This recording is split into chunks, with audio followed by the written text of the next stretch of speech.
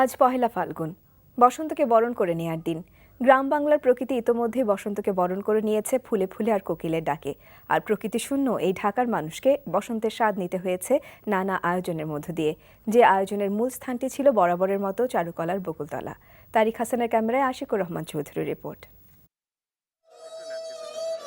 বসন্ত দেখা দেয় প্রকৃতিতে আর ধরা দেয় মানুষের মনে। ঢাকা শহরে বসন্তের সেই প্রকৃতি এখন আর খুঁজে পাওয়া যায় না, কিন্তু তাই বলে বসন্ত ধরা দেওয়ার জন্য যে মন প্রয়োজন সেটার কি কোনো অভাব আছে?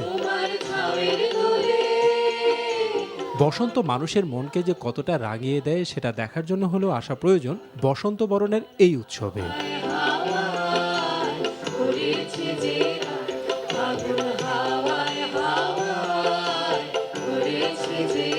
মনে তো বসন্ত অবশ্যই এসেছে। হলুদ আভাটা যখন লেগে যায় বসন্তের, তখন মনে বসন্ত এসে পড়ে। আর তাছাড়া বসন্ত মানেই আমার কাছে একরকম উৎসব। এবারে বসন্তটা আমার কাছে একদমই অন্যরকম। আমার মনে হচ্ছে আমার জীবন নতুন একভাবে বসন্ত এসেছে। অন্যরকম কেন? আমি নতুন বিয়ে করেছি, সেজন্যই মনে হচ্ছে। কালে কালে বাংলার বসন্তকে নিয়ে যত অমর সৃষ্টি তার অনেক কিছুই তুলে ধরা হলো এই আয়োজনে।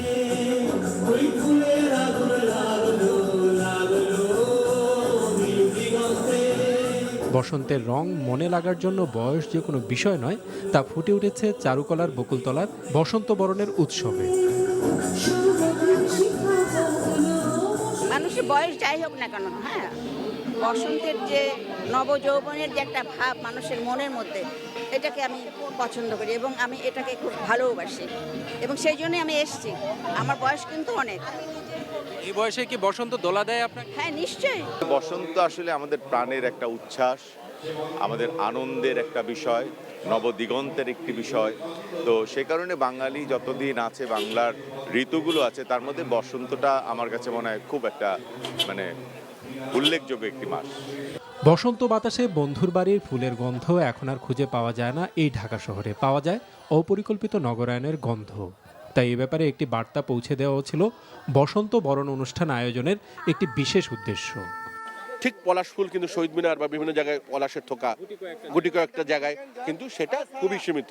সেটা হয়তো চন্দ্রিমা উদ্যান, সেটা হয়তো বা আমাদের বিশ্ববিদ্যালয় এলাকা, সেটা সোহরাওয়ার্দী উদ্যান, রমনা পার্ক, এ পর্যন্ত। এর বাইরে খুব বেশি আমরা দেখি না, কিন্তু আমরা চাই যে এই দোলাটা সব জায়গায় ছড়িয়ে যায়। নানা আনুষ্ঠানিকতার মধ্যে সকাল 10টায় কিছুটা সময় বিরতি দিয়ে বের করা হয় বসন্ত শোভাযাত্রা। Ashikur Rahman Chowdhury, NTV news, Dhaka.